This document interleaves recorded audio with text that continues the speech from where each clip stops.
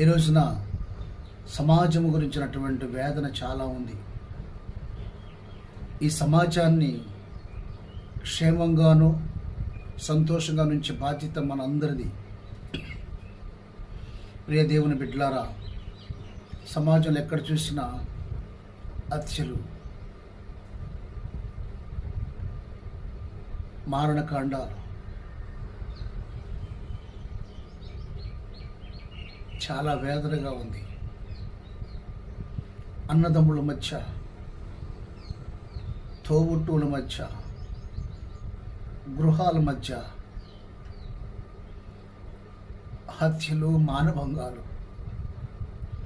ప్రియ దేవుని బిడ్డలారా, ఒక ఇంట్లో ఎవరైనా చనిపోతే సంతోషంగా ఉంటారా?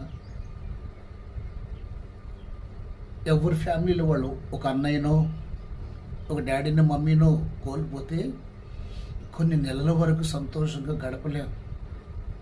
కానీ ఈ రోజున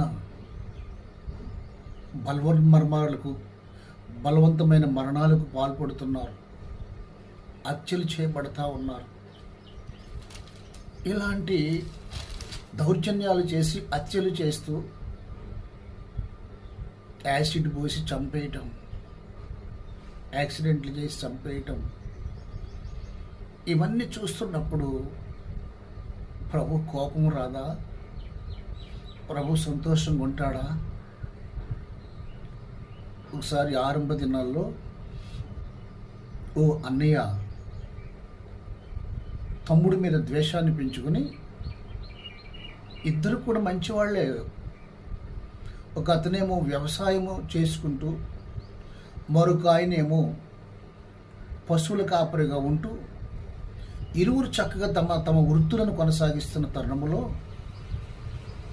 తమ్ముడి యొక్క అభివృద్ధిని చూసి, తమ్ముడి యొక్క మంచితనాన్ని చూసి, తమ్ముడి యొక్క స్థితిగతులను చూసి అన్నకు అసూయ తెచ్చుకొని కోపంతో తమ్ముడిని చంపేశారు. ఈ రోజున ఇంట్లో వ్యక్తులను, బయట వ్యక్తులను చంపుతున్నావా? చంపాలని మనసు నీకు వస్తుందా? దానివల్ల ఎక్కడ ఎవ్వరికి సంతోషాన్ని ఇవ్వదు. కోపాన్ని అణుచుకో. ఈ మాటలు వింటున్న వారులారా,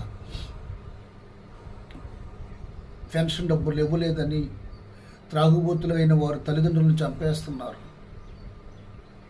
ఒక మంచి పేరుతో బ్రతుకుతున్న వ్యక్తిని హత్య చేస్తున్నారు. ఈ హత్యలు నీకు తాత్కాలికమైనటువంటి ఆనందాన్ని ఇస్తే ఏమో, కానీ నీ ఉన్మాద